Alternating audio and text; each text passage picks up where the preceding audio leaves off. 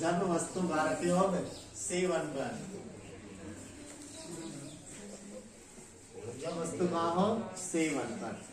ना तुम्हें बुरा लग रहा होगा, लेकिन नीरज तेरी काय बात है यार,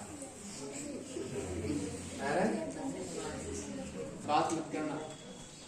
तो हम इसमें वही वृत्ताकार सीमा रेखीय व्यास क्या कहलाता है, द्वारक। तो ये इसका द्वारक, ये है वक्रता केंद्र C2, ये है फोकस बिंदु F2, ये हो गया प्रकाशिक केंद्र, ये है फोकस बिंदु F1, ये हो गया वक्रता केंद्र C1। वस्तु कहाँ रखी है, वक्रता केंद्र C1 पर रख दो। यहाँ पर प्रकाश की किरणें आएंगी, एक आएगी मुख्य अक्ष के समांतर, पहला नियम काम करेगा, दूसरी ओर के मुख्य फोकस से गुजर जाएगी। ये चली गई, ये अपवर्तित किरण है, ठीक है। दूसरा, फोकस बिंदु से होकर आने वाली प्रकाश की आपतित किरण अपवर्तन के बाद वह मुख्य अक्ष के समांतर। तो देख लो प्रतिबिंब कहाँ बढ़ रहा है, C2 पर। जितनी बड़ी वस्तु है उतना ही बड़ा क्या बढ़ रहा है, प्रतिबिंब, यानी वस्तु के बराबर है। तो हम यहाँ लिखेंगे स्थिति, क्या लिखनी है, स्थिति। तो कहाँ बढ़ रहा है, C2 पर। आकार वस्तु के कैसा है, वस्तु के बराबर।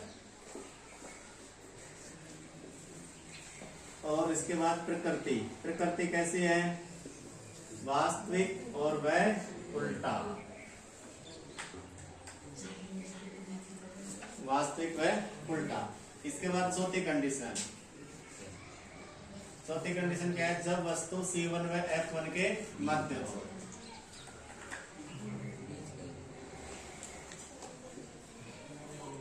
C1 व F1 के मध्य हो या बीच में हो। तो ये रखी है हमने उत्तल लेंस, ये इसका है वृत्ताकार सीमा रेखीय व्यास जिसे द्वारक कहते हैं। ये हमने बना दी मुख्य अक्ष, इधर का केंद्र है वक्रता केंद्र C1, इधर का केंद्र है वक्रता केंद्र C2। ये है फोकस बिंदु F2, यहाँ पर हो जाएगा प्रकाशिक केंद्र हो, ये है फोकस बिंदु F1।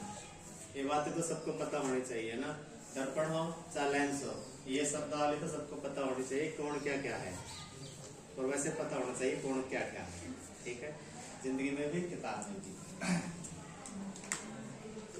तो वस्तु कहाँ रखेंगे, F1 व C1 के बीच में, F1 व C1 के बीच में। प्रकाश किरण जाएगी मुख्य अक्ष के समांतर, दूसरी ओर मुख्य फोकस बिंदु से गुजर जाएगी, ठीक है, ये हो गया। अब एक प्रकाशिक किरण, अब देखो मुख्य फोकस से गुजार सकते हो, कोई दिक्कत नहीं है, यहाँ से आएगी ऐसे, लेकिन इधर लेंस जो है ज्यादा बड़ा नहीं है, तो हम क्या करें, प्रकाशिक केंद्र से गुजारते हैं। तो प्रकाशिक केंद्र से गुजरने वाली प्रकाश किरण जो है वो सीधी जाएगी और ये कहीं ना कहीं मिलेंगी।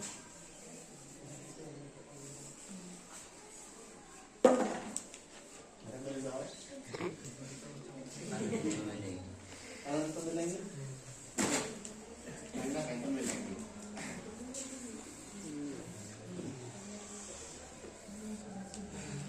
अब पता नहीं मिलेगी कहाँ, लेकिन मिलेंगी जरूर। नाम से इतना आगे बढ़ाते नहीं है, हटा देते हैं इसी। अब तो सही है।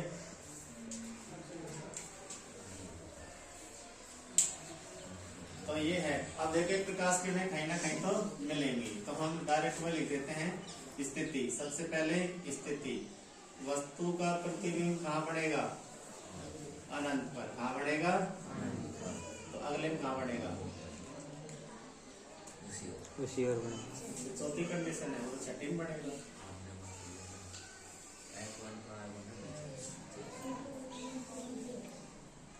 F1 पे कहाँ है, तो F1 और C1 बीच में ही तो है। तो C2 से परे बढ़ेगा इस पे, ठीक है, प्रतिबिंब कहाँ बढ़ेगा, C2 से परे।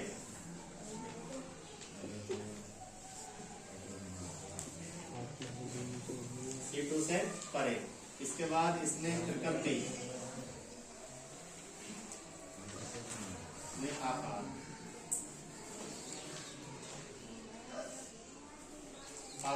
वस्तु से बड़ा, और इसमें प्रकृति क्या हो जाएगी,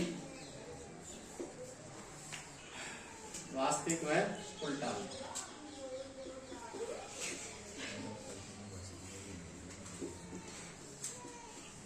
वास्तविक व उल्टा।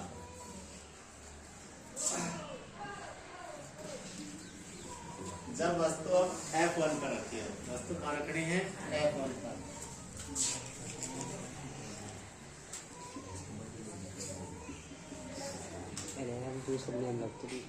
तो वस्तु F1 पर रखेंगे। तो अब देखो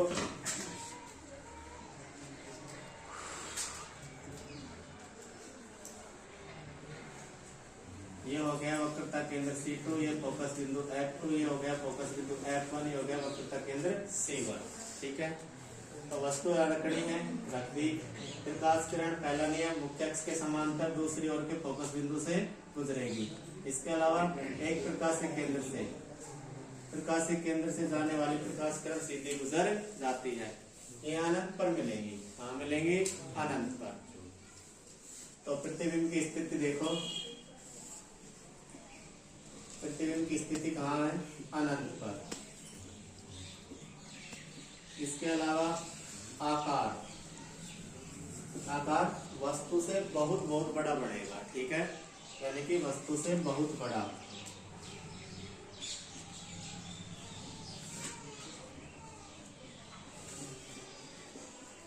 और उसके बाद में प्रकृति कैसी होगी इसकी, वास्तविक व उल्टा। अब देखो अनंत पर बनेगा तो हमें ये तो पता नहीं लगेगा कि वास्तविक होगा उल्टा होगा, लेकिन ये अनंत पर बनेगा। ठीक है, वास्तविक व उल्टा। अभी सर जी भेजते कंट्रोलर के नीचे छठी कंडीशन, जब वस्तु प्रकाशीय केंद्र O व F1 के मध्य हो। जब वस्तु F1 व O प्रकाशीय केंद्र O के मध्य हो। ठीक है, तो लास्ट कंडीशन है, देखो ये है वृत्ताकार सीमारेखीय व्यास जिसे द्वारक कहते हैं। और ये हो गया इसका वक्रता केंद्र C1, इसका फोकस बिंदु F1, इसका फोकस बिंदु F2, इसका वक्रता केंद्र C2, ये हो गया प्रकाशीय केंद्र O, बीचों बीच का बिंदु प्रकाशीय केंद्र O। वस्तु यहाँ रखनी है आपकी बार बीच में, मुख्य अक्ष के समांतर दूसरी ओर जाएगी मुख्य फोकस से।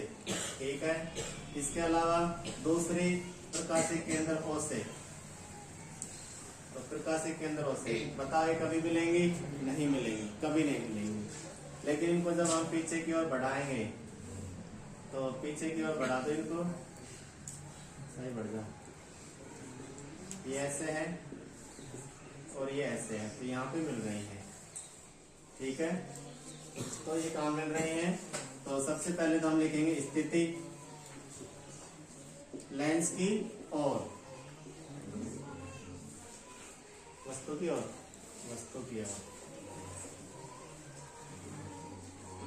वस्तु की ओर। प्रतिबिंब कहाँ बनेगा, वस्तु की ओर, इधर वस्तु रखी है उधर ही बनेगा। इसके अलावा आकार कैसा होगा, वस्तु से बड़ा, वस्तु से बड़ा होगा। और इसके अलावा प्रकृति की यदि हम बात करें तो अब की बार देखो वास्तव में नहीं मिल रही, डॉटेड मिल रही है, यानी कि पीछे बढ़ाने पर मिल रहे हैं। तो कैसा होगा, आभासी व सीधा। तो ये हो गई हमारी 6 की 6 कंडीशन। तो अगर कोई सी भी कंडीशन बनानी, जैसे इंपॉर्टेंट कंडीशन तो इसमें 2 है। एक तो ये है जब वस्तु का प्रतिबिंब वस्तु के बराबरी बनता है, और एक ये है, और बाकी सारी कंडीशन तो सेम टू सेम से लगभग। ये 2 कंडीशन अलग है। तो ये हो गया तुम्हारा उत्तल लेंस से प्रतिबिंब निर्माण 6 कंडीशन है, 6 की 6 याद होनी चाहिए।